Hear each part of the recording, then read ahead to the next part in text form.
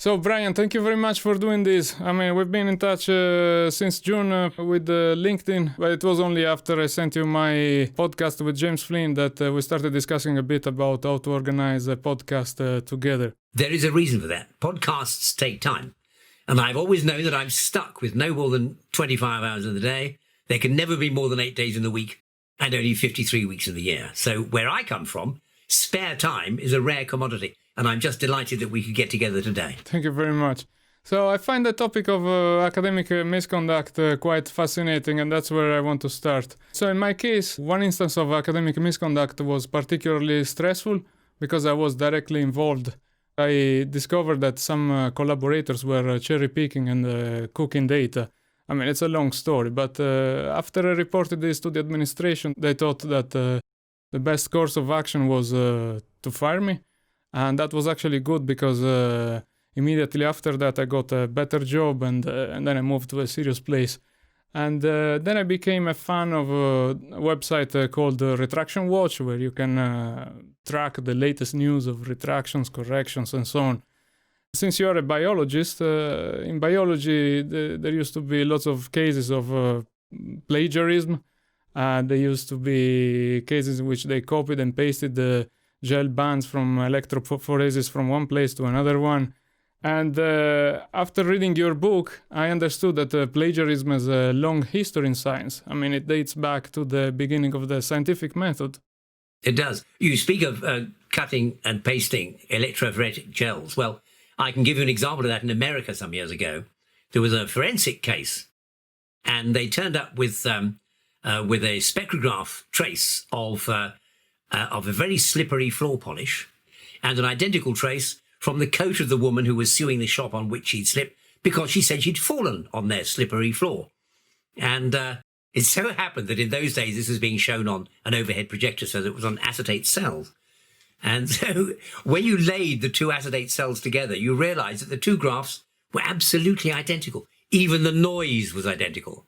And quite clearly what they'd done was to copy one graph twice and pretend the one came from the code, the other one came from the floor. No, you're right. It does go back to the very beginnings. I mean, Robert Hooke, I've got here a copy of Robert Hooke's original book, Micrographia. Now, this wonderful book was published in 1665. It's the first, as it were, science book that there ever was. And Robert Hooke, he produced wonderful drawings, many of which were stolen, and he regularly complained about the theft of his drawings. But I discovered that Robert Hooke himself was a plagiarist. Although he always complained about people stealing his drawings, he stole the drawings of others. He has one of his most famous plates is of snowflakes. And Hooke explains how, yes, it was very cold and inconvenient to go and photograph snowflakes in the wintertime, but nonetheless it had to be done in the course of his investigations. Now, his investigations gave rise to drawings that aren't much like snowflakes. They're 6 rayed figures, but they're rather cartoonish. He has been praised for the centuries for having been the first person to recognize the structure of snow. But in 1661, Thomas Bartholin, an earlier philosopher, in a book on snow, had actually already published those pictures. Now, they're not identical, but if you put the two together, and I published this in an article I write a column for a magazine called The Microscope. You can find it online. If you search for Ford Critical Focus, that's what the column is called. And in one of my columns, I actually looked at this and I compared the two pictures. And indeed, if you look at Bartholin's picture on the left and Robert Hooke's picture on the right, it's quite clear that Hooke pinched Bartholin's pictures. Now, Robert Hooke began work at the Royal Society in 1663 when the Royal Society had just been born. And really, he was the world's first ever professional scientist. So when you rightly say that plagiarism goes back to the origins of science, you're right. It goes right back to the world's first ever scientist, always complaining about people stealing his work, and yet quite prepared to steal someone else's. I think in your book you also mentioned Newton, right? Oh, Newton was a terrible plagiarist. Much of Newton's work on colour was lifted straight from Robert Hooke. In fact, we didn't really know the extent to which Hooke was plagiarised until a few years ago when, in clearing out a country house, a big box of Robert Hooke's original handwritten notes was found. After 3.5 centuries of being lost. And that has cleared it up. He also invented the escapement for a watch or a clock, and has long been denigrated for claiming that when there was no proof, and now at last we have it. So is Darwin accepted as the person that came up with the theory of evolution? Yes, everybody says so. Darwin has been celebrated all around the world as the man who came up with the theory of evolution. And most great scientists have said that he was one of the greatest thinkers, that this solved a fundamental problem. Well, firstly, it didn't. Survival of the fittest was not anyway Charles Darwin's expression. Survival of the fittest was thought up by Herbert Spencer after Darwin had published his book. Secondly, survival of the fittest does not explain an awful lot of evolution.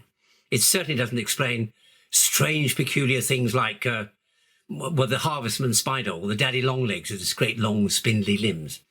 And most important of all, the idea of evolution by survival of the fittest was not Darwin's at all. It was first published in the 1700s by a Frenchman, Maupertuis, and many other people since him. I've counted about 9 or 10, published that survival of the fittest was the essence of evolution. Indeed, Charles Darwin's grandfather Erasmus wrote an enormous, great long doggerel poem about the evolution of life, and described the sort of crystal orbs in the sea slowly evolving and emerging onto land and all that kind of stuff. And when Charles was asked about his grandfather's views, he said, yes, he'd read the poem, though the poem had no effect at all on advancing his own theories. More to the point, in 1831, a man called Patrick Matthew, a Scotsman, wrote a book about naval architecture and timbers, and in that he had a little section on evolution in which he spelled out the theory quite clearly of survival of the fittest, of natural selection. And he wrote to Darwin when Darwin's book came out and said, why are you publishing all this stuff? I published it decades ago in my book. And Darwin wrote back and said, yes, quite true. I'll make sure I mention you in a future edition. But for a long time, Darwin didn't. Darwin was really a plagiarist. In fact, a friend of mine, Mike Sutton, published a book called Nullius in Verba. That's the Royal Society's motto. It means more or less, there's nothing in mere words. You have to have experiments to prove the point. And he's shown quite clearly that time and time and time again, people say, no, the theory was not Darwin's. And Darwin deliberately plagiarized the idea from this chap, Patrick Matthew. It's been said so many times, and yet still people keep saying it. And you'll see the greater scientists come up and say, well, one of my great heroes was Charles Darwin because of his earth-breaking theory. No, it wasn't an earth-breaking theory. It was already current views. And there were scientists at the time who said that the idea of survival of the fittest was common currency and was being actively discussed by scientists. And, of course, mentioned in the book is that it's Russell Wallace, who was out exploring in Southeast Asia, who originally sent his written-up theory on survival of the fittest to Darwin and asked Darwin what he thought about it. And when Darwin read this completed thesis, he thought, oh, gosh, well, time I wrote my book. So Darwin was a latecomer on the scene of evolution and was not the great initiator that everybody says. And I find it astonishing that in spite of the facts and in spite of the evidence of people like Mike Sutton, in spite of all of this attention, people still keep saying Darwin is the person who came up with it and the theory explains everything. Well, it doesn't explain everything, and it wasn't Charles Darwin's anyway. But I mean, in science, if you have good ideas, you are going to be plagiarized. Indeed, plagiarism is a compliment, because if a person plagiarizes you, it means that A, they couldn't think of any good ideas for themselves, and B, they think your ideas are so good that they're well worth copying. If you've never been plagiarized, you've probably never done any great science. I've been plagiarized all the time. I mean, quite recently, for example, I published the idea in 2012 that dinosaurs evolved in an aquatic habitat. And one of the experiments that I mentioned were tests in Italy where the bones of a dinosaur called Spinosaurus had been examined. And it turned out, I said, and this is where I announced my conclusion, that Spinosaurus was an aquatic dinosaur. And it caused a lot of interest. And of course, amongst paleontologists, it caused a lot of animosity because they believe that dinosaurs evolved on land and not in an aquatic habitat. So they all descended on me like a ton of bricks in all directions. And I was ridiculed for having suggested, fancy Spinosaurus as an aquatic reptile. What are you talking about? You must be completely mad. And about 3 years later, the paper in Science, aquatic adaptations of a predatory dinosaur.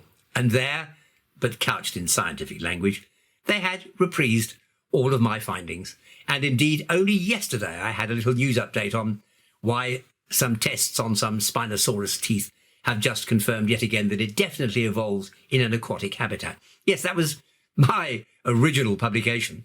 And the reason I'm not worried is firstly because it's all spelt out in my book. If you're looking for a book to go and buy, Too Big to Walk, published by HarperCollins. Too Big to Walk, my book on dinosaurs. More than 500 pages long and well worth it in page percent terms. So I wrote a great big book about it, largely because of all of this shenanigans going on, and it's all in print. And that's the joy of scientific publication. Things are in print, and precedent is established in print. Often, my ideas and my research have been plagiarized, and every time it happens, people ring me up and email me and say, have you seen what they've just said? And I dine out on it for years. My being plagiarized has done me nothing but good. So it's a compliment. Yes, it is a backhanded compliment, but it is complimentary when somebody else thinks your work is so majestic, so important, so dignified, so crucial that they want to pretend it's theirs. And I think that there is also another case, which is the case of Watson and Crick. If you mention these two people to the average lay person, they would think that these two people discovered the DNA, but actually they were awarded the Nobel Prize for the discoveries concerning the molecular structure of DNA, which is very different. Yes, if you mention Crick and Watson to people, they will always come out and say, yes, the people who discovered DNA. No, DNA was discovered in Germany in the 1800s. They did not discover DNA. It simply isn't true. It's fake news. What they did was to study the molecular structure of DNA. DNA had attracted a lot of interest because of the fact that it lurked in the nucleus and was obviously connected in some way with genetics, with the transmission of inheritable characteristics, but nobody could work out what the structure was.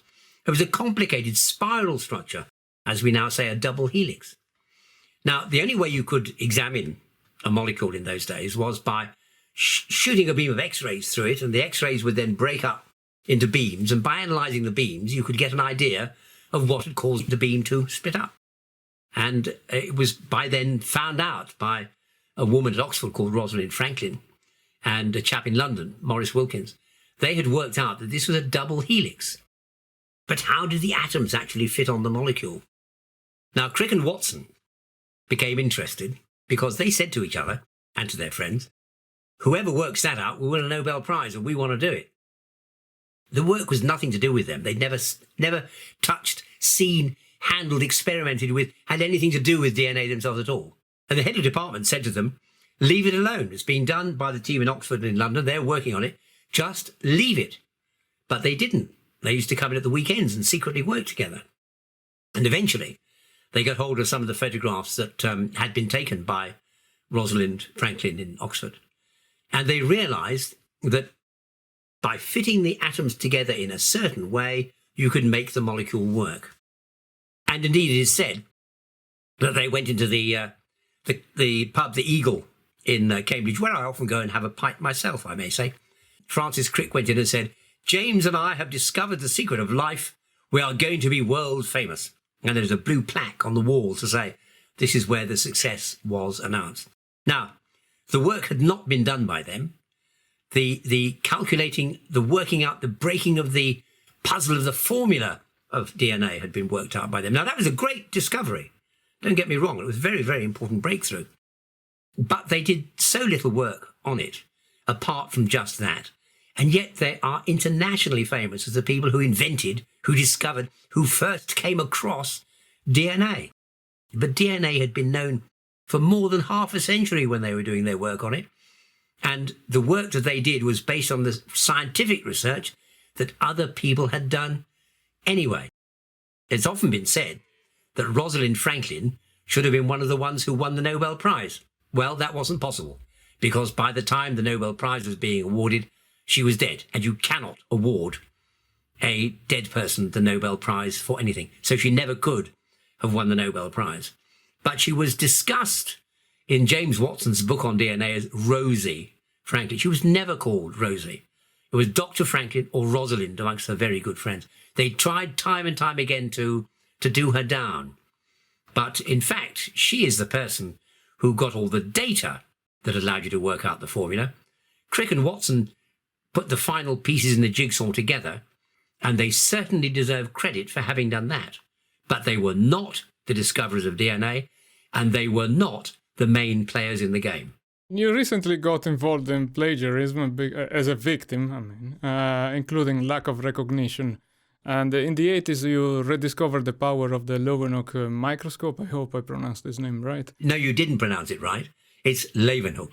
Leeuwenhoek, okay. Basically, you got a huge amount of publications in both top scientific journals and the press. Yes. However, it seems that after 40 years, the Royal Society forgot about your work, especially while being involved in the production of a recent documentary that is now available on YouTube. And I saw your rebuttal, the video you published, which is rather shocking.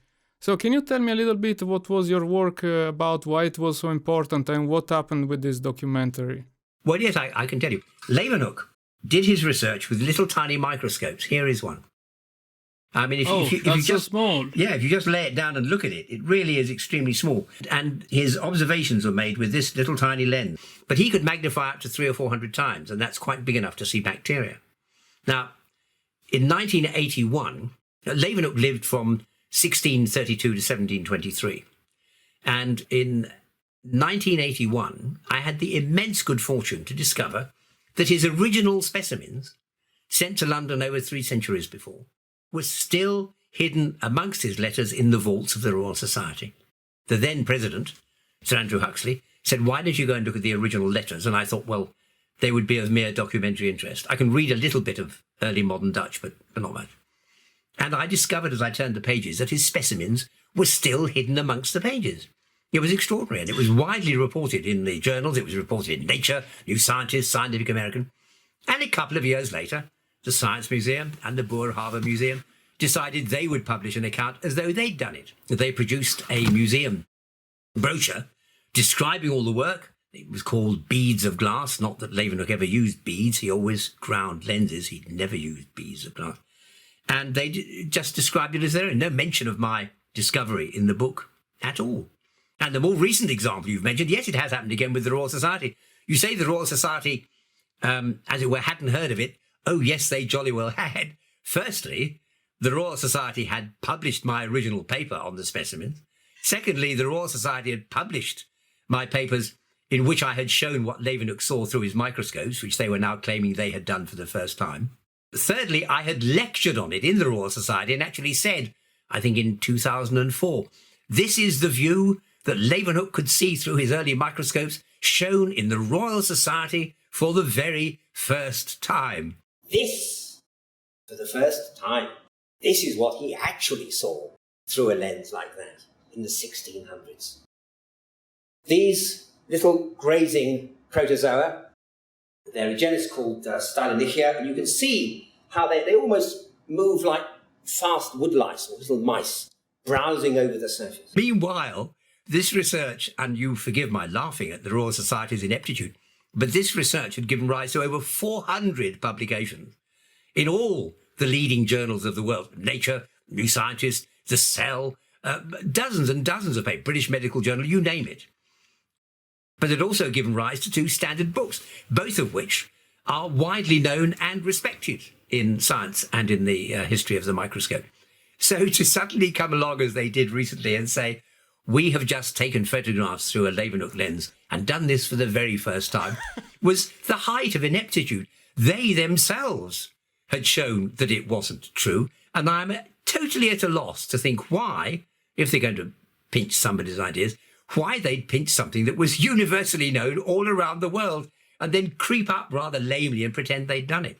Interestingly, they issued a press release along with the Max Planck Institute and Cambridge University and the Boerhaave Museum. They all issued almost identical press releases claiming this had been done for the very first time. And I am at a loss to know why such prestigious organizations would publicly claim that this was research which they claimed they'd done and which everybody knew they hadn't. Interestingly enough, although they sent out press releases to all the magazines and journals, nobody would publish it. Well, there was one English journal published their account and said at the end, this is a repeat of what Professor Ford had done nearly 40 years earlier.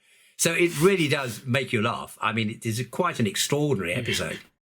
What is interesting is that shortly before this happened, I'd been to see the president of the Royal Society.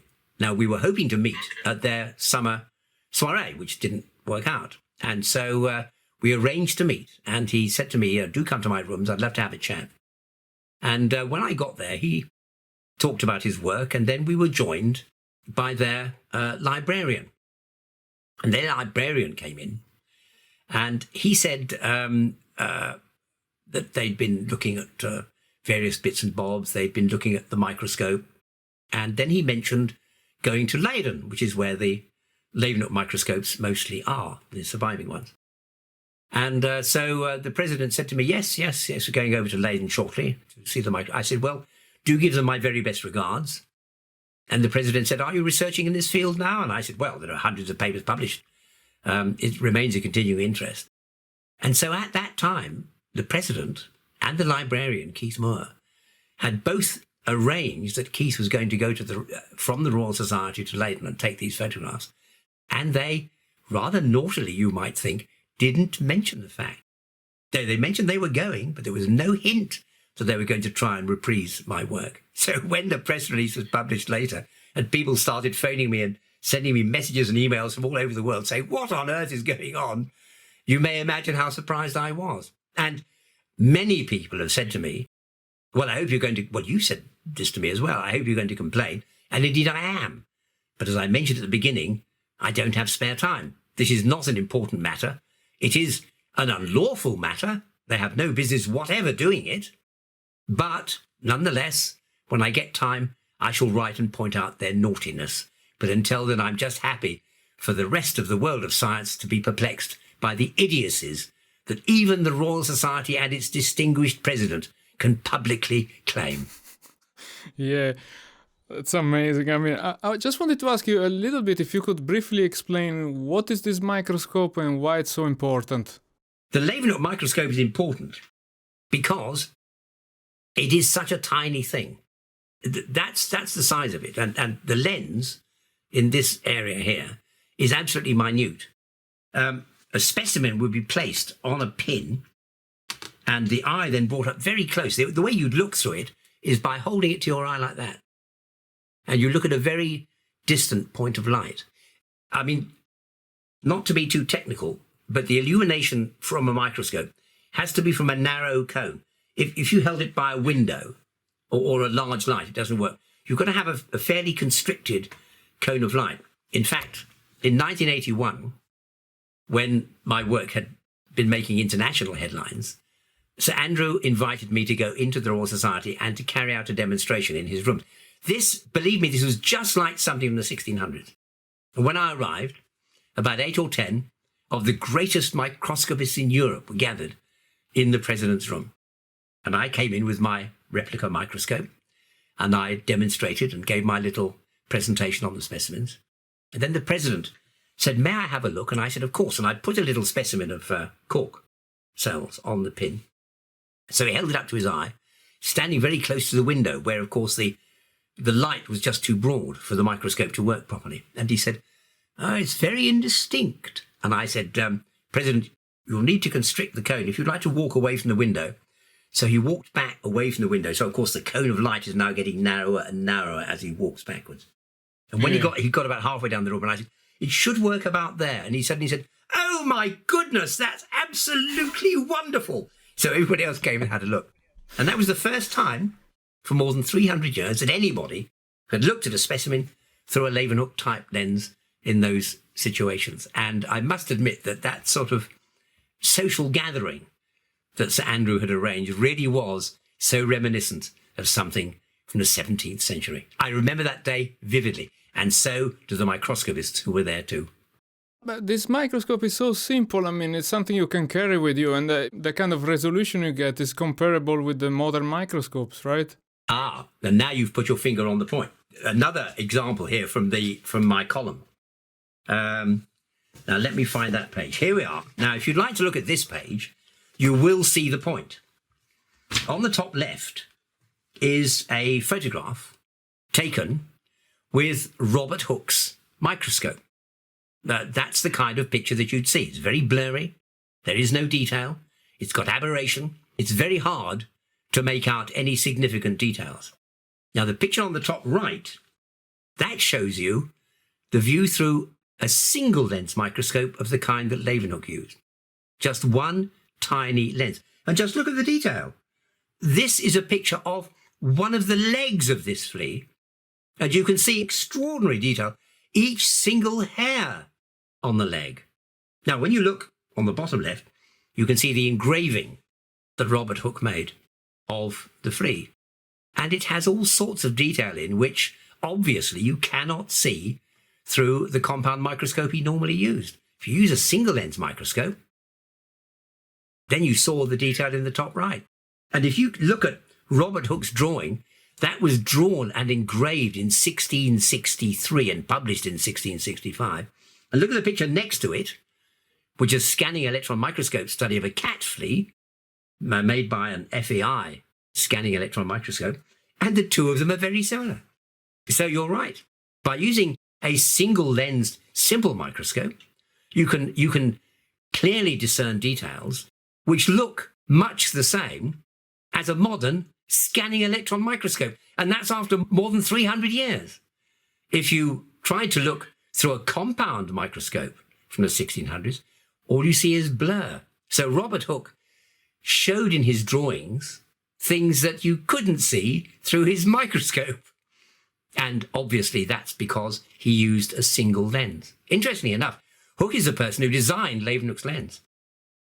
He actually set out how you make a simple microscope. I discovered these words hidden in the preface to his book, where he actually says that if you take a piece of Venice glass and you draw it out into a little point, and then you melt it into a bead, and then you grind it to make a lens, and then he says that the image you get is much better than the image you get with the compound microscope. So from the earliest days of microscopy, it was known that the best way to get a clear image is by using just one lens. Microscopes made with several lenses magnify the problems, the aberrations within each lens, with each lens that magnifies. If you've only got one lens, you don't have that problem. So one lens always gives you a much clearer view than a lot, until the more modern era when we can, of course, correct our lenses to overcome these problems. But in those days, a single lens was the only thing that allowed you to see fine detail. And until I did my research, nobody had realized how important a single lens microscope could possibly be. Yeah, so I would imagine that they sell replicas, right? Yes, they do. Lots of people make copies. The trouble with the copies is that they're mostly much too heavy. I have handled original Leeuwenhoek lenses, and they weigh just a couple of grams. They're so tiny and so small and so thin. But many of the modern replicas are much more chunky and bigger. I think people aren't quite as smart as making things in the modern world as he was back in the 1600s. And that's something you can place under a camera, basically, with a macro lens, I guess. No macro lens. When I took my photograph, this photograph, for example, this is a photograph. You took photographs, analog photographs. Well, I took them on film. The Royal Society's experiments recently were done with digital, but of course, digital has far lower resolution than film. And the way that I took my photographs, there's this lovely picture which I took of my own blood. I made a blood smear and photographed it under Leeuwenhoek's best lens, which is in Utrecht, at the University of Utrecht Museum. And if you look at the top right, you can actually see a white blood cell, and you can see the nucleus, like beads on a little necklace. You can see the nucleus inside that cell. The other cells here are red cells, erythrocytes. Now, until I'd taken this picture, nobody ever realized you could see such detail through a Leeuwenhoek microscope. That really is extraordinary. And a modern microscope will give you a picture that's only 4 times better, 4 times clearer than that. It's extraordinary what you could see through those single lenses. And so you just updated your book Nonscience or Non-Science, which was originally published in 1971. That's almost 50 years ago. I really enjoyed reading this book. And so what do you mean by nonsense or non-science? What triggered the idea of writing this book 50 years ago? The original nonsense came about quite by chance. As a young man, I had written 2 books. One was on the weapons of Second World War, which remains one of my preoccupying spare time interests. And the other was a textbook on microbiology. And meanwhile, there had been published in London a whole series of books called the Bluffer's Guides. And these were books that you'd buy, which allowed you to learn the right buzzwords to talk with authority on subjects like classical art or music or wine. And I thought, a Bluffer's Guide on science, that would be such a laugh. So I dropped a letter to the publisher, Peter Wolf, Wolf Publications in London. And I said, how about a Bluffer's Guide to Science? Now, I was quite well known through my broadcasts on radio and television, and I used to write for magazines like New Scientist. So at that time, I was quite well known. And he said to me, do come in and let's go to have lunch. And we did. And while we chatted, he said to me, very, very, very thoughtfully, he said, this is a much bigger book than a Bluffer's Guide. What you're saying about the way people bluff in science is actually very serious. I think you should write a bigger book. And I said, well, it could, I suppose, be a satire on science. And he said, well, what about it? And I said, but you publish these little paperbacks. He said, I know, this would be our first hardback book, but I'd like you to think really seriously about writing a proper, solid book on the subject. Well, we talked till, I think, 4 or 5 o'clock. It was a long lunch. And by the end of the lunch, we had agreed an extremely acceptable advance payment from Wolf, which I found very useful. And I had agreed to write the book. And it came out with the longest title in publishing history. Let me see if I can find a copy, and we shall pick it up in a moment. There will be a copy here somewhere. I expect. I haven't actually got copies of all of my books. Here we are. A little bit battered, but then aren't we all? Right. So there's the original book. And the title is just a nonsensical title made up of ridiculously meaningless long words, which I wrote as a joke. I wrote it as a joke for his office, just to say, this is what happens when you use long words. And they all loved it, so it became the title. And therefore it became the book with the most obscure and polysyllabic title ever in publishing history. Are you going to read it? You want me to read it? If you want. Well, the title is Nonscience and the Pseudo-Transmogrificationalific Egocentrified Reorientational Proclivities Inherently Intercorporated in Expertistical Cerebro-Intellectualized Redeploymentation, with special reference to quasi-notional fashionistic normativity, the indoctrinationalistic methodological modalities, and scalar socio-economic promulgationary improvementalizationalism pre-delineated positotactically towards individualistified mass acceptance, gratificationalistic, security permanentalizationary professionism, or how to rule the world. It was a quasi-official report by Brian J. Ford. Can you imagine anything so silly as that? Yeah. And so in your book, you talk about experts. So who are these experts? Are these guys modern-day sophists, like the Greek sophists, the philosophers? No, because sophists tried to grasp at some sort of vague idea of truth, although they did keep people at bay with their long terms. No, experts are people who've ripped off science. Those of us who work in science use our little brains as best as we can to try and nudge new knowledge from an unwilling universe. It's not an easy task. And we do it to benefit society. We do it to illuminate and broaden people's minds. And we do it to advance the frontiers of knowledge. Experts don't want you to find out what they're doing. They don't want to make anything clear. They couldn't give a stuff about benefiting the public. All they want is power and influence and reputation. That's the reason that I had all the long words in the nonsense title. But it's long been said that scientists have to use long words and complicated language to communicate. But I have said no. In most cases, the long words are used to excommunicate. They're used not just to aid communication amongst scientists, but they are used to keep the public at bay. And there is an awful lot of that in science. For example, I've done quite a bit of research. You saw one of my blood photographs with a Leeuwenhoek lens earlier. Done quite a lot of research on blood and the way in which blood coagulates. And so if you go to do research, you're working with red blood cells, which are erythrocytes from the Greek. And you would always talk about them as erythrocytes. But in the lab, when you're doing research, they're just red cells. You do a red cell count. You do red cell measurements. You do red cell assays. You stain red cells. You study red cells. That's what we all call them, red cells. But the moment that somebody's aunt comes into the lab, or somebody from the grant committee comes in, or you're talking on the telephone to a journalist, you never say red cells. You say erythrocytes, because erythrocytes is sort of scientific and keeps people at bay. Indeed, it is a principle of nonsense that you can seem to cure a problem by translating it into Latin instead of doing anything, or Greek. For example, there was a disease some years ago in which ulcers of skin, ulcers of dead skin, formed on the surface of salmon. You'd find these wild salmon had this strange disease with ulcers of dead skin dotted across the body. And there was a report, I think it was in the Daily Telegraph. You'd have to look it up. There was a report that said, scientists have at last identified the mystery disease of salmon in which ulcers of dead skin form on their bodies. The disease is ulcerative dermal necrosis, which simply means a disease where dead skin forms on the surface. So just by translating it, it made it look as though in some strange way you'd cured the problem.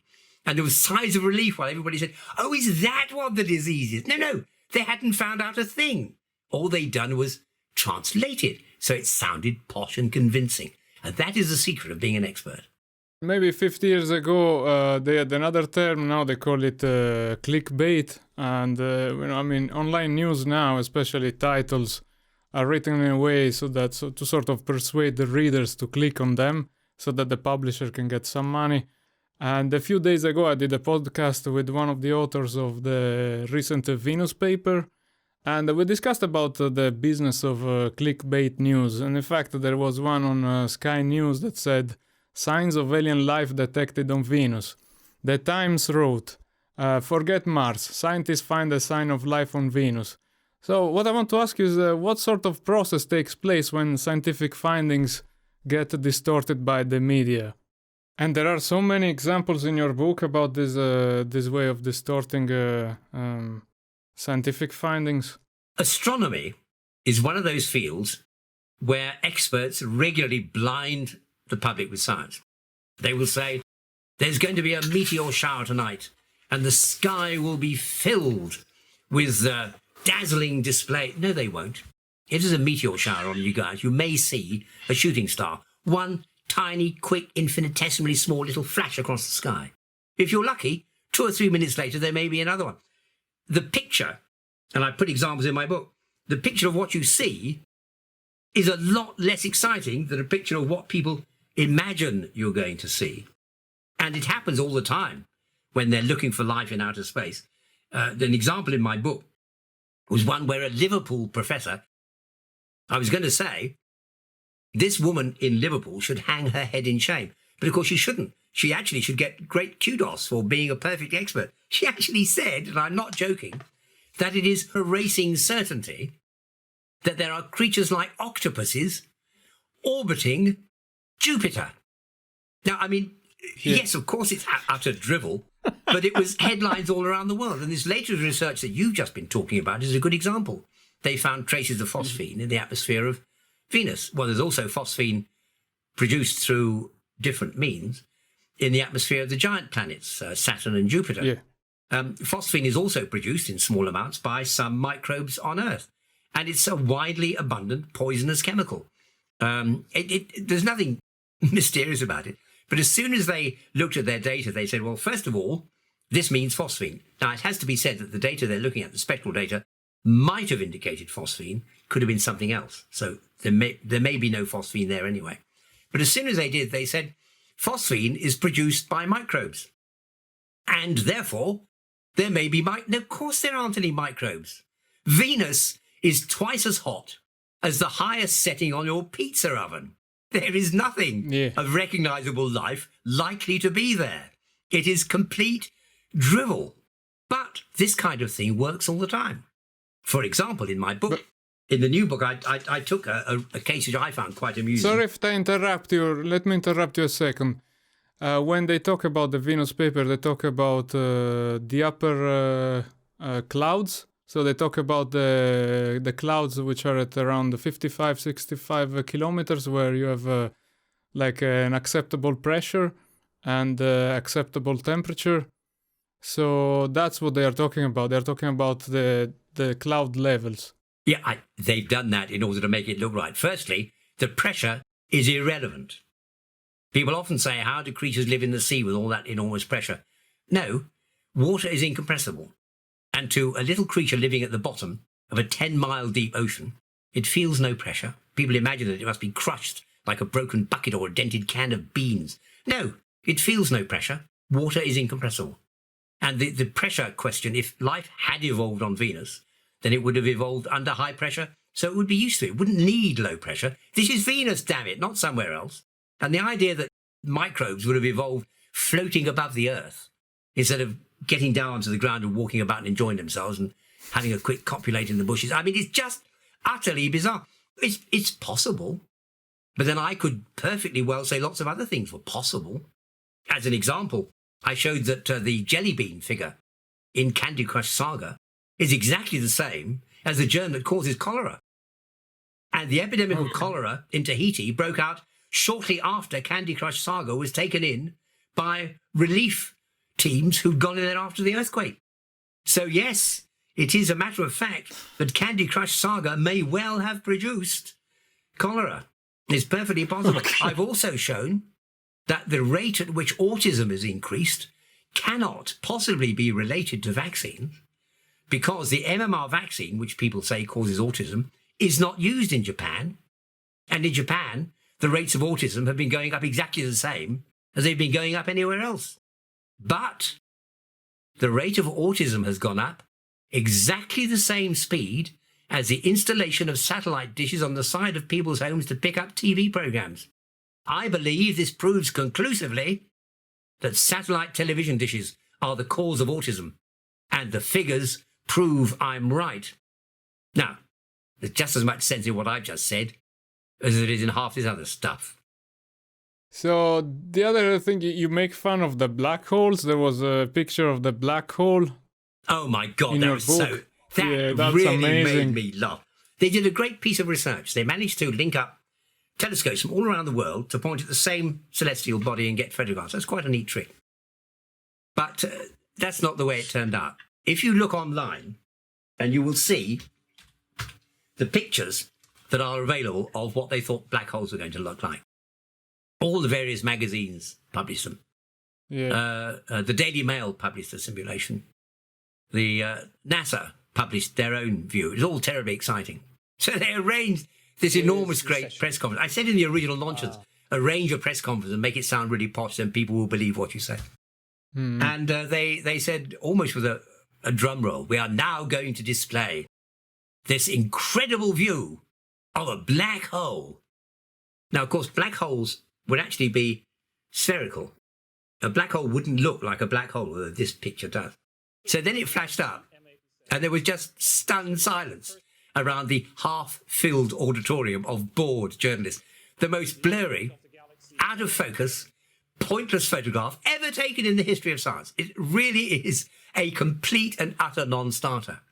However, there was a girl in the audience, and she was determined to make this out to be really exciting. Yes, young Becky Smethurst, who's an astrophysicist, and so she videoed herself as the news was being released. The strongest evidence that we have today for the existence of black holes. And it is also consistent, the shape of the shadow, to the precision of our measurements with Einstein's predictions.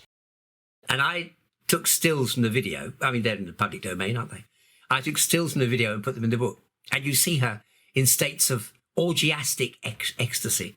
Yeah. With a face showing triumph, faces showing amazement, astonishment, joy, happiness, and at the end of it, triumph. And what she was showing was that this is how you're supposed to react at such news. If you look past her, you could actually glimpse a journalist who's bored shitless in the background thinking, what on earth is going on? And when indeed the people stood up to talk about it, they got the figures wrong. We are looking into space, towards a galaxy, a giant galaxy, 500 billion light years away from us. Sorry, 500 billion kilometers away from us.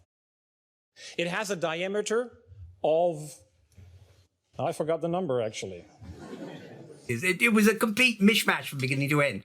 So, but that's the way to do it. You see, you issue this wonderful looking invitation, and you lay on canapé and wine and entertainment, and then you just big it all up. It's been done to death. Pasteur did it. When Pasteur did his vaccination experiments, he didn't just carry them out in the lab. He would inject these experimental animals in the field, and he would invite the press along to come and watch it.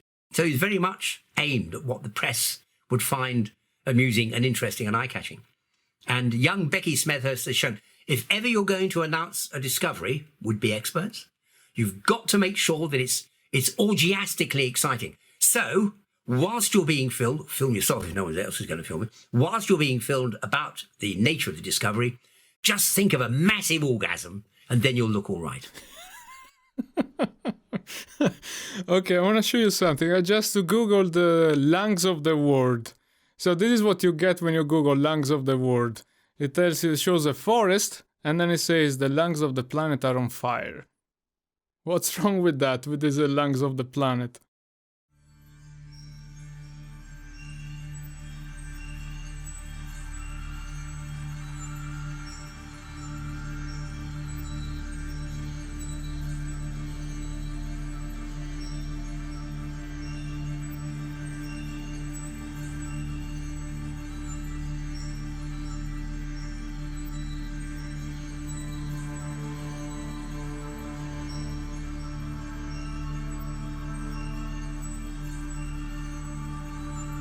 If you're going to look up lungs of the world, you will find something like 500,000, or perhaps now it's several million, sites that use the expression. The Amazon, ladies and gentlemen, cognoscenti, the Amazon is not the lungs of the world and never has. The Amazon is nobody's lungs.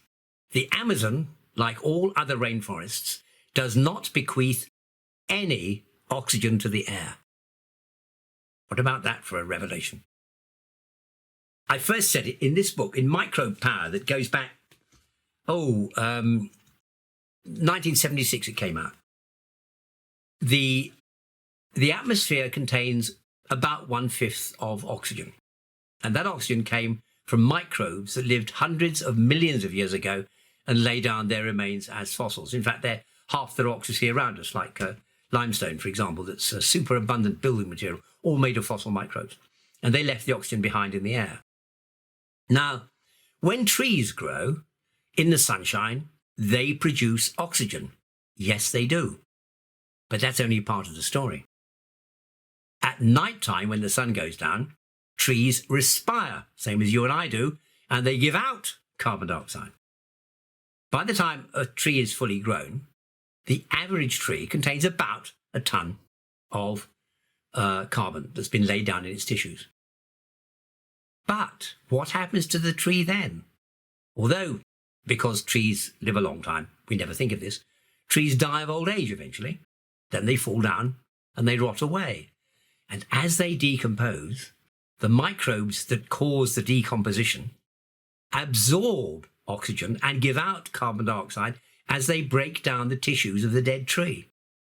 And so, if you start with a germinating seed and end up with the tiniest speck of the dead tree when it's almost all rotted away, no oxygen at all is left in the atmosphere.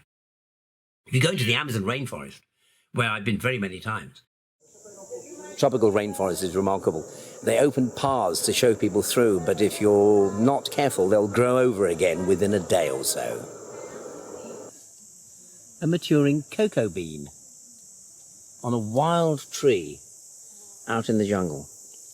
Never seen one wild before. Some of the creepers are almost bizarre as they twist and turn and then fall away from the plant on which they originally grew. You'll see that there is actually no soil. That's surprising, isn't it? You'd think, well, it's a rainforest, it must be ankle deep in spongy peat. No, the temperature is so high that all the organic matter that falls down is immediately rotted away within days. You'll find a few leaves, but no actual soil. It's just sandy clay if you move the leaves aside with your foot. It's quite an extraordinary sight. And the Amazon rainforest, over its long life, doesn't give any oxygen at all to the air. It has long been known that if you burnt all the organic combustible material that exists, everything on the surface of the earth, all the oil, all the petrochemicals, all the coal, everything, it would make hardly any difference. The amount of oxygen in the air would go down by about 1/100th of where it is. You wouldn't notice the difference. So we don't burn rainforests if we want to keep pristine rainforests full of wildlife, that's true. But burning the rainforests is not stopping the production of oxygen, and it is not going to use up oxygen we need to breathe. Now, why are they burning the rainforests of the Amazon?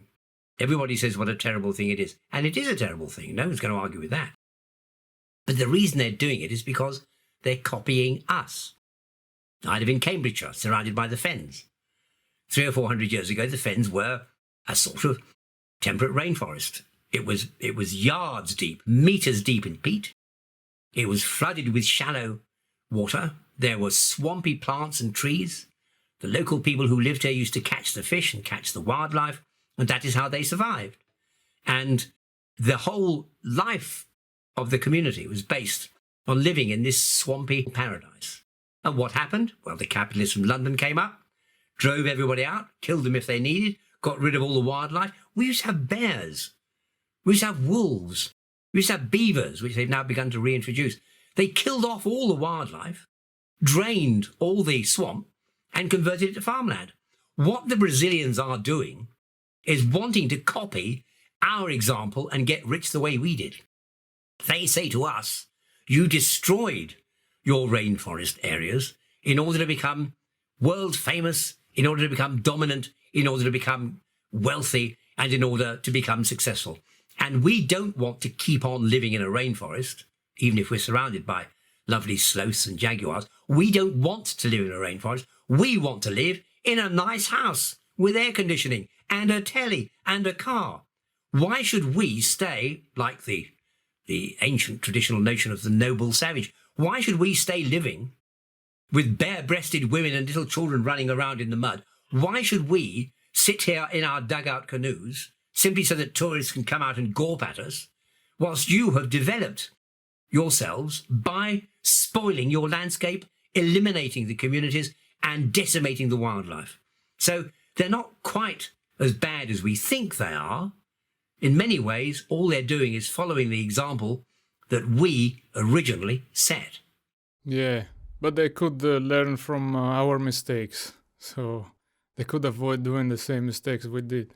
Well, clearly they need to, in the sense that this is such a valuable resource for tourism. Not that tourism at the moment scores very highly on anybody's shopping list, but leaving the forest as it is does give them the possibility of having enormous levels of tourism income. But I remember the first time that I went into some of the tribal villages up the Amazon, nearly 20 years ago. And there they were all in dugout canoes, the kind of canoes that we believe you had in the Stone Age. No, lots of countries around the tropics still have dugout canoes that they make and use every day. They were paddling about in dugout canoes. The women were all bare-breasted, and the children were running around and sometimes put on traditional tribal dress for ceremonies and for tribal dances. Last time I was there, quite a bit more recently, just a few years ago, the dugout canoes were all rotting in little creeks. So the traditional dugout canoe lies filling with water and neglected. They're driving around in little skips with outboard motors. All the kids had mobile phones. All the villages had television satellite aerials. Alongside the aerial that brings them every TV channel in the world at the press of a button. And the women were now wearing scruffy-looking T-shirts and showing off the sloths to the tourists. Already I've seen that lifestyle change from being a real lifestyle to a cameo. So it isn't so simple as to say they need to learn the lesson. We destroyed our world in order to become wealthy. They shouldn't destroy theirs, but at the same time they're becoming a kind of Disneyfied version of their old life just to please the tourists. And there is no merit in that alternative.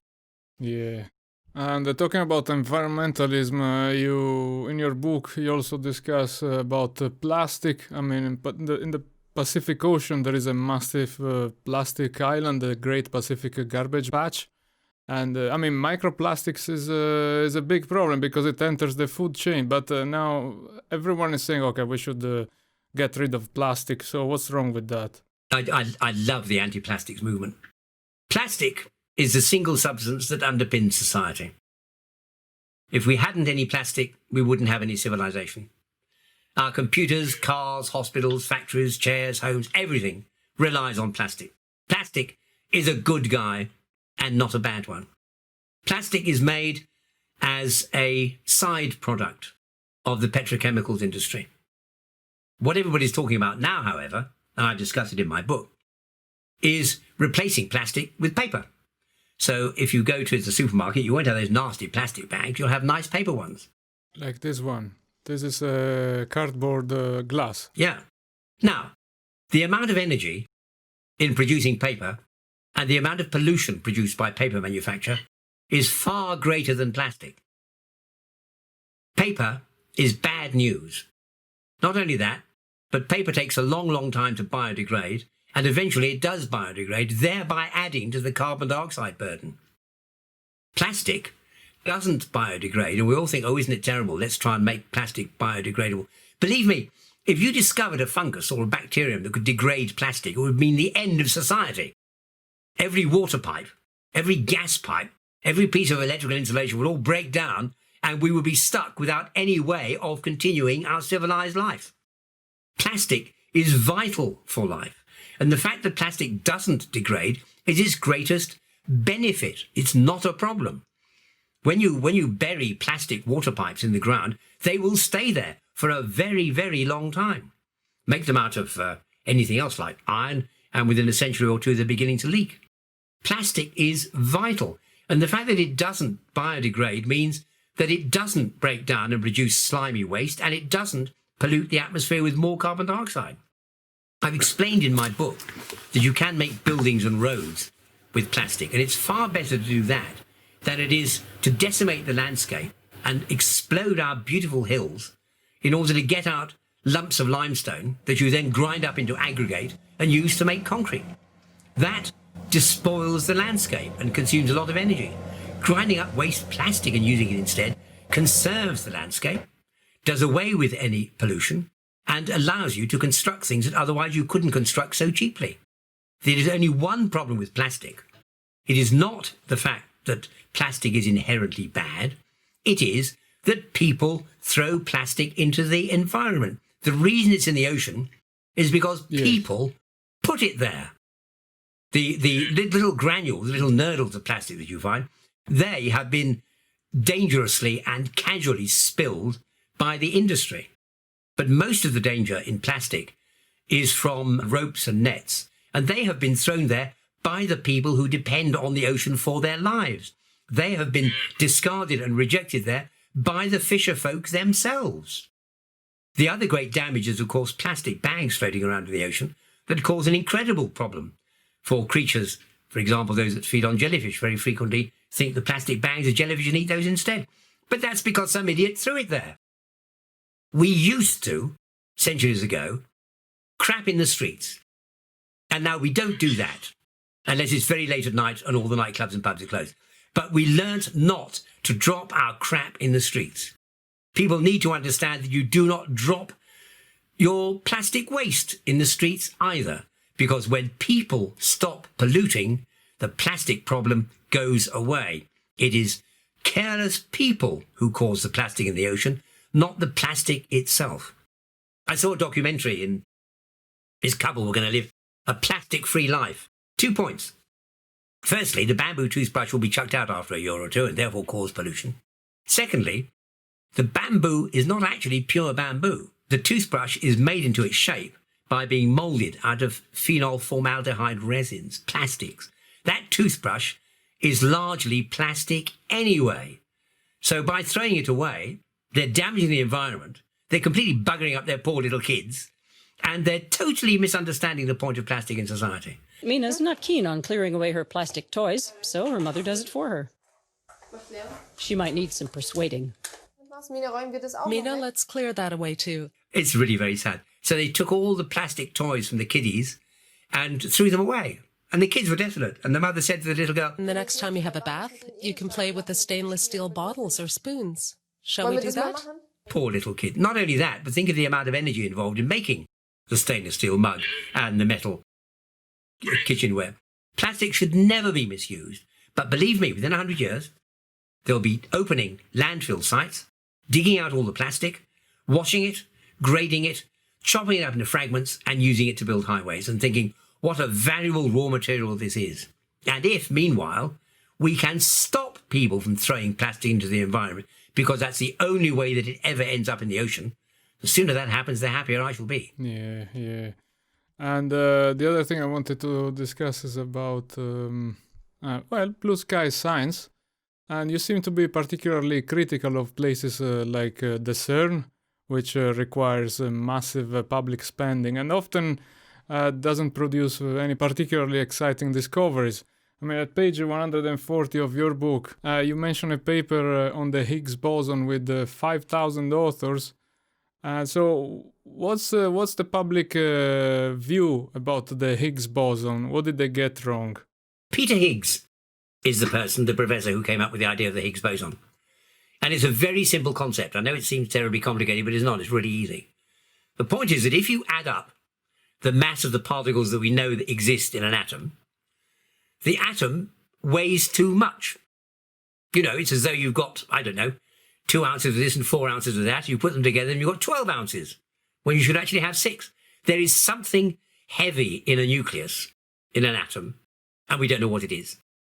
So, in fact, a Japanese scientist was the first to write about it, and then Peter Higgs picked up the Japanese work, and he coined the idea of there being a boson, some strange particle inside each atom, which confers the mass upon the atom. Well, that's a great model, and it's a perfectly logical idea, but the trouble is, nobody could work out what this boson was. Nobody ever seen it, or had any evidence of it. Now, that came to the attention of the physicists at CERN, when the Large Hadron Collider was being built. And that itself is a separate story. Ever since the 1930s, people have been building colliders. These are circular vacuum tubes shaped like a ring donut, in which you shoot particles against each other, subatomic particles, in the hope that they will fuse together and create fusion energy, like a hydrogen bomb. Now, the first of those colliders was built in the 30s, and within months they claimed they had observed fusion. They hadn't. It was a scam. It went on and on. I remember when I was in my teens, it was Zeta, zero energy something. Zeta was going to solve the world's energy problems. It was going to fuse hydrogen, like a hydrogen bomb, and create unlimited heat energy with non-polluting massive amounts of free electricity for everybody forever. It never worked. I wrote a report. I was the author of a report for the European Commission on the experiments at Culham, where they also had a torus that was going to do the same thing. And every time they build one of these colliders, it's bigger and bigger and more expensive, until you got to the LHC, the Large Hadron Collider, which cost billions to build and costs hundreds of millions and billions to run, and employs thousands of people. Now, by this time, everybody realized that the quest for fusion power seemed to be a dead end. So they didn't even say they were going to look at fusion power. They just said it's a collider. We're going to see if we can see smaller particles and create a new version of physics. They said at the outset, we're going to discover a whole raft of new particles. And people discussed what the new particles might be when they smashed subatomic particles together to get what lay inside. All the evidence they've come up with in that field simply supports the standard model of physics. This revolution in physics has not happened. It has been a complete waste of money. Now, a couple of years ago, they produced some evidence which could be interpreted to suggest that they might have seen something compatible with the Higgs boson. It only happened once, but it was said, oh, we have discovered the Higgs. No, they hadn't discovered the Higgs boson. They had observed evidence that could be interpreted to indicate the presence of a Higgs boson, but it wasn't actually the discovery or the unambiguous demonstration. And as a result, they published this paper, utterly bizarre, a complete and utter con. What they should have honestly said is, well, we may have had a hint that the Higgs boson is there. If the Higgs boson had been discovered, then they'd have repeated it 1,000 or 1,000,000 or 1,000,000,000 times since. Once they discovered that they could demonstrate this boson inside an atom, then every time you looked at an atom, there would be this little lump of heaviness, and people would say, ah, yes, at last we got the Higgs boson. But it was just these chance, random observations that could have been interpreted that way. And meanwhile, other scientists I've spoken to have said that their teams have been working far cheaper with much, much smaller equipment. And they have also got evidence about the existence or not of the Higgs boson. Some people have said the Higgs boson doesn't exist. I mean, it remains a complete area of controversy. And that discovery was an enormous confidence trick, or, if you want to be polite, a massive exaggeration. We can't afford things like the LHC, just so that thousands of airy-fairy theoretical physicists can enjoy themselves and spend their time looking at meaningless data which they have no real means of understanding and computer models which they can hardly interpret. It just is wasteful to indulge people unless they're on the verge of something big. Meanwhile, they're going to build a tokamak reactor which might actually demonstrate fusion, and that's being done by a completely different international group anyway. So as far as I can see, the entire Higgs boson and the story that came from the Large Hadron Collider is almost a fairy tale. And it gets worse. Their director says that we demonstrate our whole raison d'etre, our purpose of being, by being the biggest and the best. And therefore we need to build a new one. So they're now planning to build yet another of these circular colliders, miles, like 20 or 30 miles or something in diameter, at a prodigious cost. And it will keep them all happy and employ thousands and thousands of these people having a great time looking at their figures and scratching their heads and wondering whatever to do next. It is farcical, and it should be nipped in the bud. We need our scientific money for something serious, not just to indulge fantasists. But there are some cases in which, there have been collateral discoveries and innovation from these places like the CERN. In the CERN in 1989, they invented the HTTP protocol, which is at the basis of internet. So maybe something good came out from this. No, that's not really quite fair. It was Tim Berners-Lee who invented the idea of the World Wide Web and the hypertext protocol by which you could send annotated text, linked text from one place to another. Well, he happened to be working at CERN, and he thought that it was a rather neat idea, but he could have been working at Woolworths. He could well have been on a till in Tesco's. He could well have been studying genetics in Cambridge. He could have been anywhere. It was Tim's inspiration and his idea. And CERN always say CERN created the World Wide Web. No, CERN happened to be employing the person who created the World Wide Web. But it was nothing to do with nuclear power, nothing to do with CERN, and nothing to do with Switzerland. At page 23 of your book, you say experts will say they work in space rockets, hoping you will never find out that the only thing they do is to work on Excel spreadsheets all day. So do you think hands-on scientists are more valuable than data scientists? No, I don't think that's the lesson. The lesson is that people just big up what they do.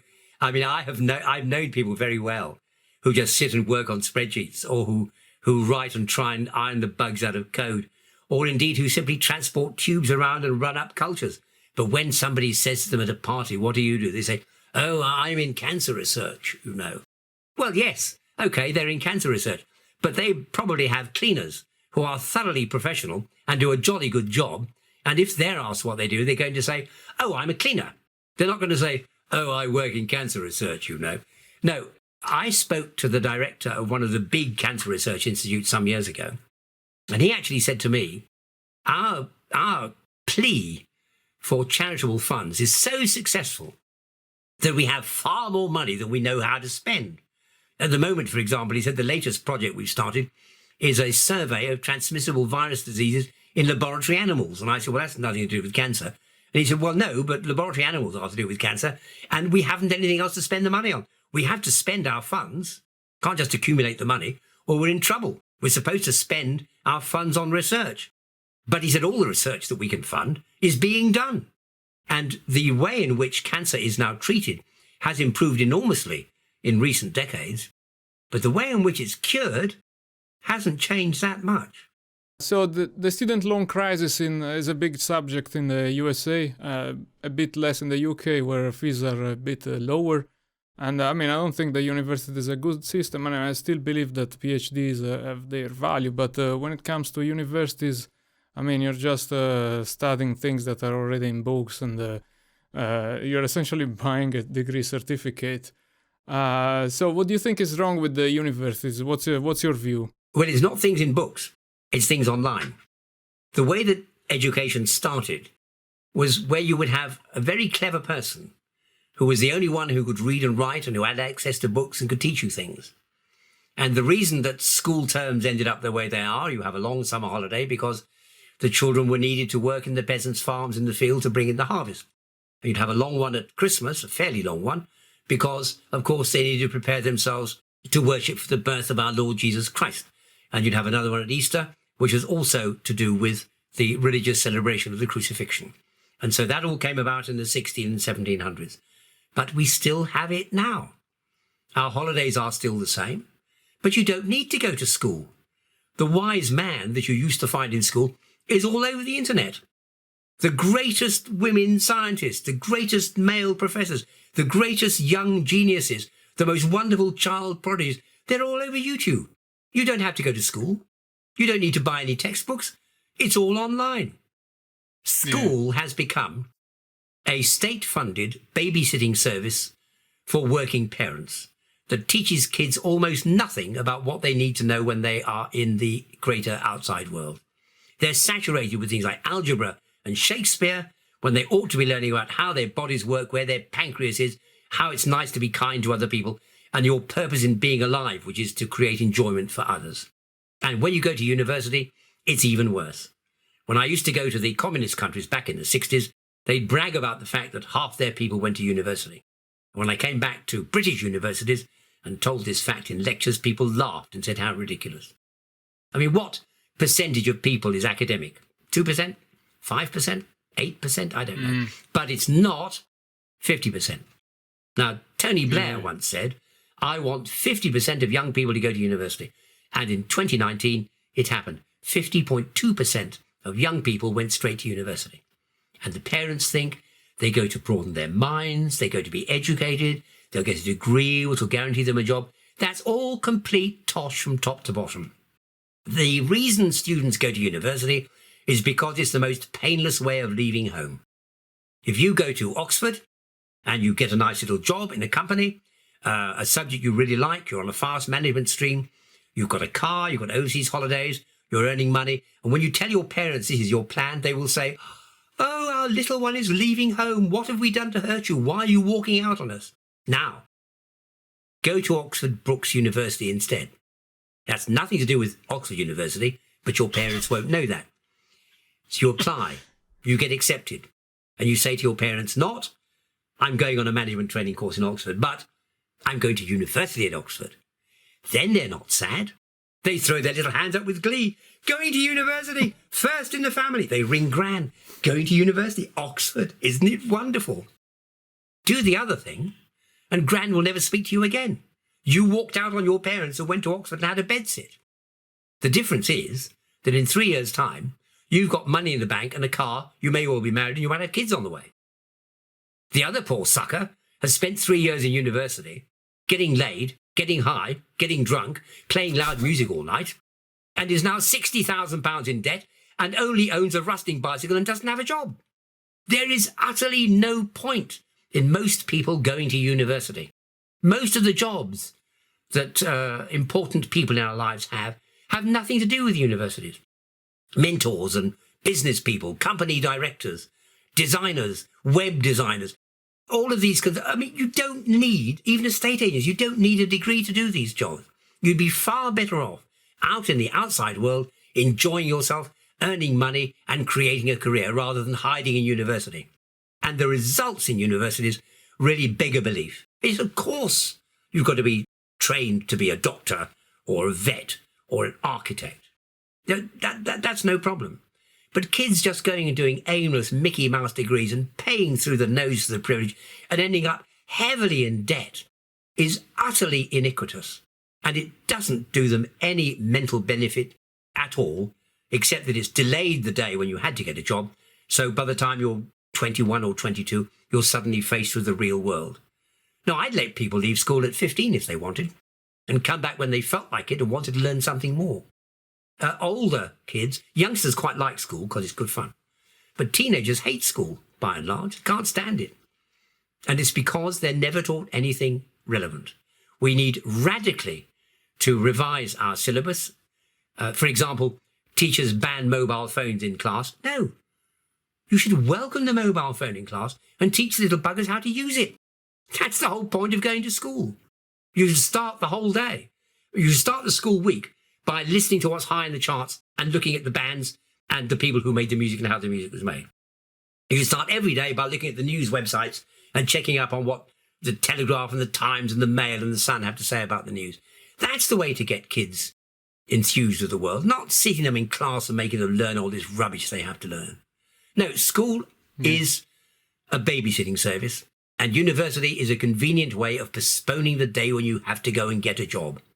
But they are out of date. As it is, we have 21st century children being taught by 20th century adults on a syllabus derived from the 19th century and a timetable derived from the 18th century. It is high time school was radically changed. And as for universities, most of them just con the kids into giving them money and teach them very little of any use at all. Unless you need to go, don't go. Get out in the world, get a job, enjoy yourself. I mean, I went to university. I never wanted to. I thought it was a bad idea. But in the summer of 1959, I was persuaded that getting a degree would be a really neat thing to do. So I went to university. It was a very irregular way of going. I was already at that time a newspaper columnist, and I was playing twice a week in a nightclub playing rhythm and blues piano. So I, was earning some money, and I was quite well known before I was a student. And so I went to university, and I found it the most stultifying experience. There was no intellectualism. There was no mind broadening. You just had to learn stuff and reproduce it for exams. This is mostly stuff about fungi and bacteria that I'd learned when I was 15 and 16 anyway. So in my second year, I just stopped going and I never graduated. The highest qualification that I had in orthodox academia would be 2 A-levels, botany and zoology. I sat chemistry 3 times and failed each time. That's pretty bad, really. But no, get out in the world and enjoy yourself. Don't follow my example. Please don't try this at home. What I did was completely irresponsible, really badly thought out, and should have failed miserably. The fact that it managed to succeed is pure chance, I'm sure. But go to university if you must. Otherwise, get out into the world, make yourself a career, earn some money, and enjoy life. And talking about the academic world, it's a kind of sarcastic. Of course, you make jokes about this, but I want to talk about the business of getting research grants. So how can I get a research grant if I'm within the university? When you fill in the form for a research grant, you have to more or less list what you're going to discover and when. So penicillin and jet engines would never have happened on that basis. So the thing to do when you're at university or in an institute, you do a few experiments to prove some theory. Let's call it the green hat theory. And you say to your friends, hey, look what I've done. And they say, hey, that's brilliant. What's that? The green hat theory. You say, it's totally new. Can I get a grant? Yes, I am. So you then send off your grant and you say that you hope to prove this and you hope, you know you can prove it because you've already done it. But you tell them that you hope to do this and you hope to do that, and you might be able to prove this in, say, 3 years' time if you get a couple of million quid. And dress it all up in hugely long words. Don't write any simple words. It's got to look enormously complicated. Bit like the nonsense words on the title of my book. Yeah. And then you'll get your grant. So long as it's got keywords in, like the fact that it's going to rid the world of plastic, lower sea levels, control global warming, do away with the need for genetic modification, going to feed the starving millions, anything like that, get rid of pollution, that sort of thing, and you are bound to get your grant.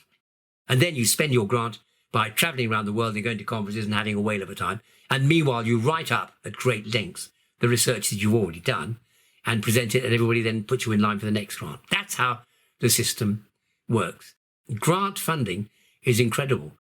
You mentioned earlier the way that the Royal Society, bless their little hearts, had made much fun by pretending they had made the discoveries that I'd made 40 years earlier. It was actually published by a woman called Sietske Fransen from University of Cambridge. She put her name to the paper. By the way, that paper had a reference to a bibliography with 400 of my publications in, so they can't pretend they didn't know. I mean, it's really rather wonderful. But they had a grant, I think it was for $1 million, or was it several $1 million? Anyway, something like that, to do some trifling piece of documentary research.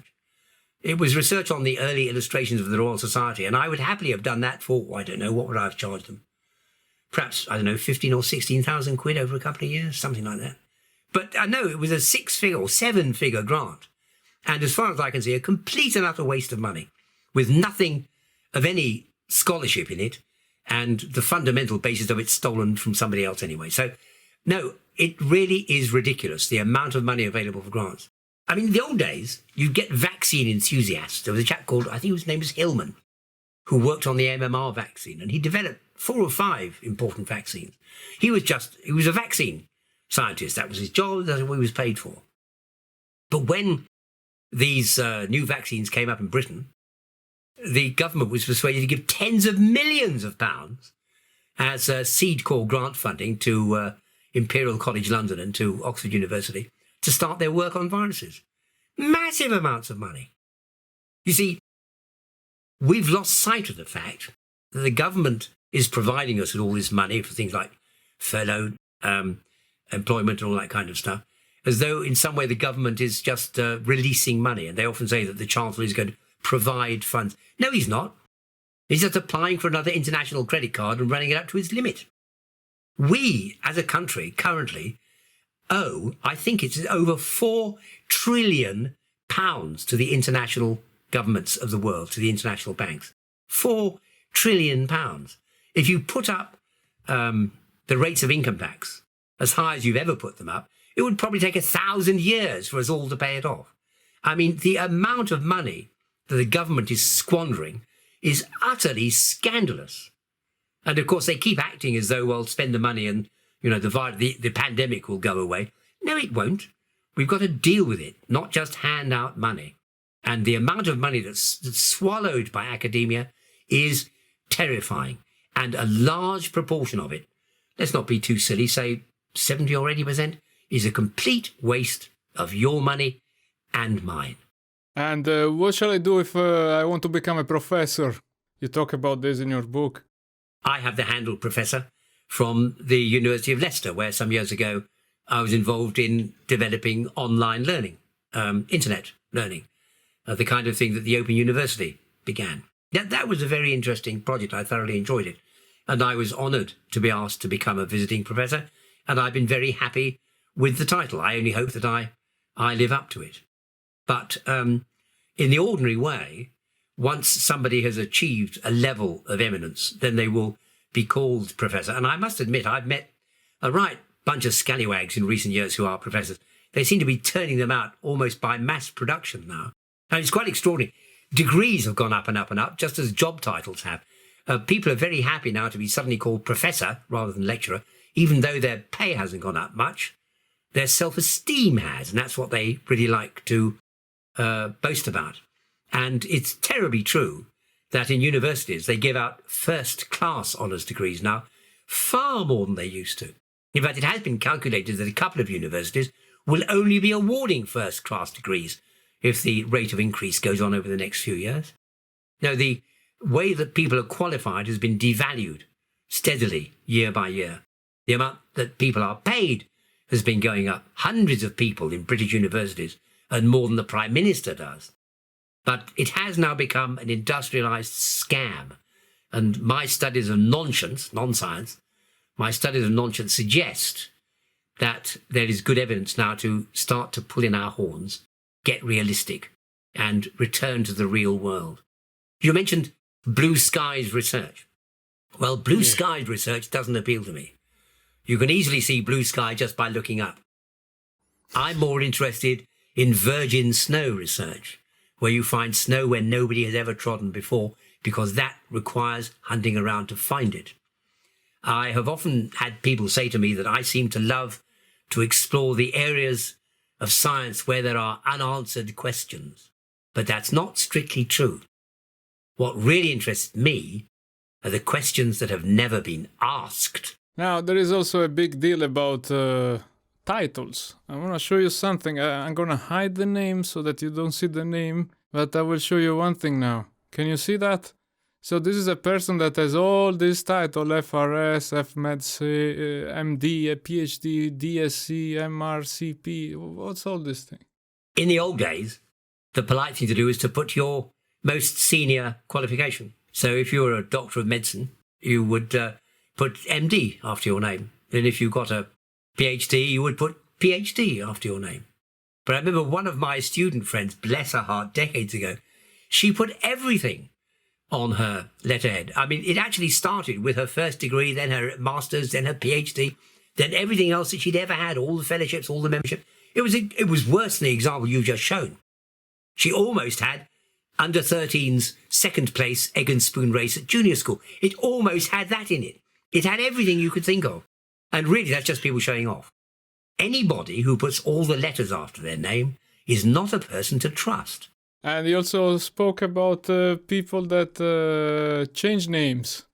So how do you think I should change my name? And maybe my name is Samuele Lilio. Maybe it's already exotic, so I don't need to change it. That name of yours is fabulous. It's exactly what you want. You can always adopt a middle name like Grosvenor or Hamilton. I mean, you imagine, John Hamilton Jones or Peter Grosvenor Davis. That sounds really spiffy and really good. You need to be careful about your choice of name because the name's got to sound posh. I mean, a name like mine, Ford, that's ridiculous. I had always written as Brian J. Ford. I mentioned that before I was a student, I was a newspaper columnist. So when I went to see the editor of the newspaper, and he said, I like the idea of a science column. This is in 1959. And he said, we'll pay you for the first 5 that you write, even if we don't publish them.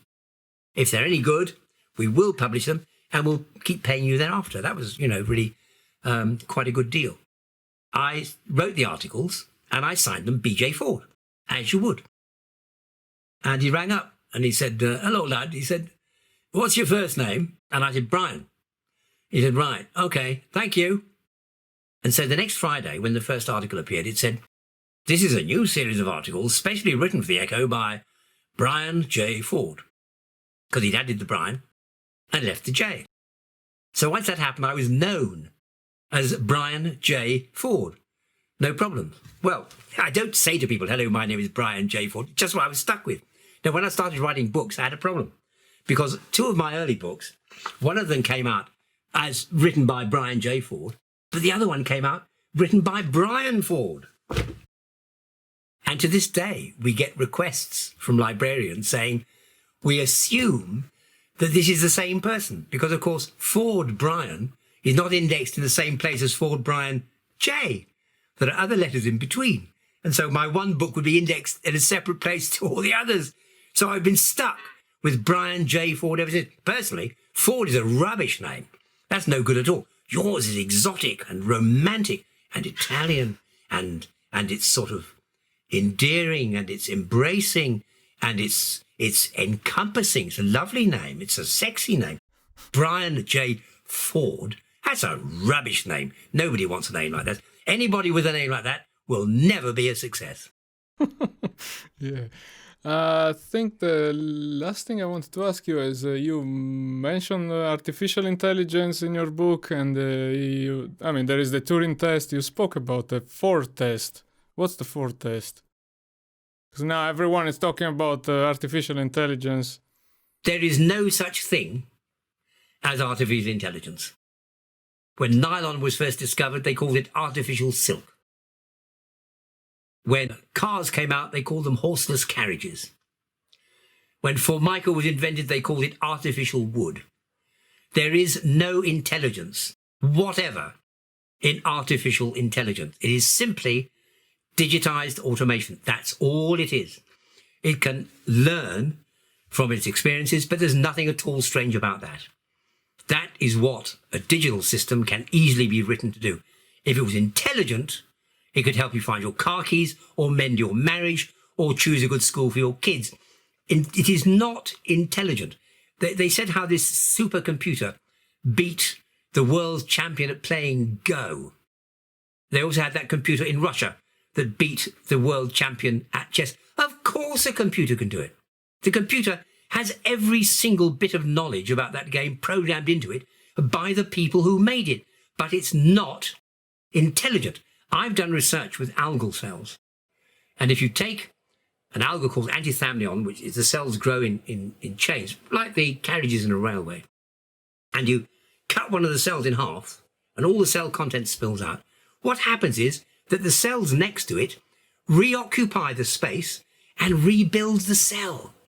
They intelligently work out something they'd never had to do at all before. They'd never ever had experience. The alga can't have experienced it before. If that filament of algae had broken in nature because a dinosaur trod on it or a rock fell on it or there was a flood water rush that came down and broke it, the two ends would ping apart and be yards away from each other. I beg your pardon, meters. But no, these cells intelligently calculate how to rebuild their broken brother, and they recreate the cell themselves. And that is intelligence in an alga. These intelligences, they talk about robot surgeons. No, robot surgeons don't exist. These robot surgeons, as they call them, are micro-manipulators controlled by computers. So they can be more delicate and more carefully controlled by the person who built them. But they're not. They are absolutely not intelligent. People keep saying that a computer can do something that no human can do. Well, so can a stapler. So can a hole punch. So can a drawing pin or a clothes peg. The fact that something can do something no human can do is no recommendation of it being intelligent at all. They've been building robots, anthropomorphic robots, automata that look like people since the 1700s.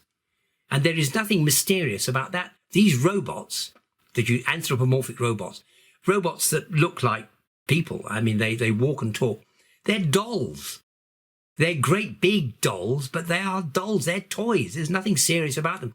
I saw one on the Jimmy Fallon show where he was actually saying to the man who'd invented it, this is really alive. It was a robot he'd called Sophia. And Sophia is a social robot, and she has artificial intelligence software that we've developed. I mean, she's basically alive. Is that what you're saying? Oh, yeah. She is basically alive. Of course Sophia isn't alive. She's a toy. That's all she is. Now, there is, as you implied, a test for computer intelligence, which was dreamt up by Alan Turing, the coding pioneer, the computer pioneer.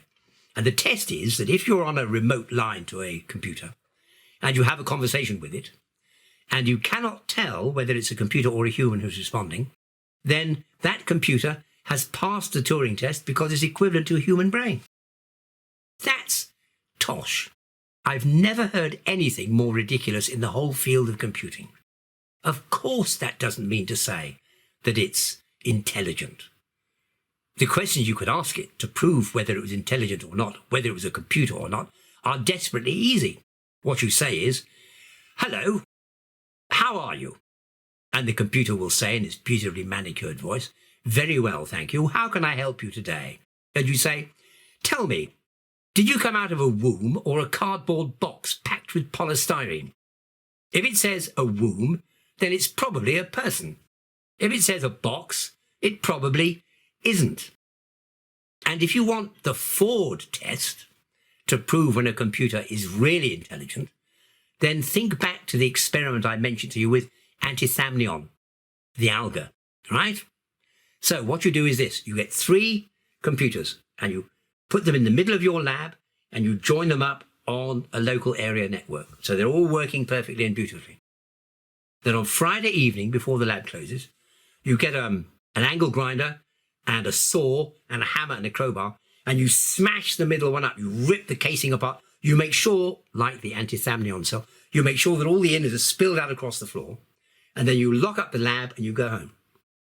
If on the Monday morning, when you come back into the lab, that middle computer has been completely seamlessly repaired, it's as good as new, its little LEDs flashing away, and its hard drive whirring contentedly, then you have at last created a computer that is as intelligent as a single cell of an alga. If, on the other hand, when you come back, it's just a pile of crap, then you realize it's just a machine, and it was not as intelligent as a single-celled alga after all. Yeah, I think the Turing test is way too easy to crack. Your test is way harder to crack. Okay, Brian, thank you very much. Pleasure. Have a great day. Goodbye.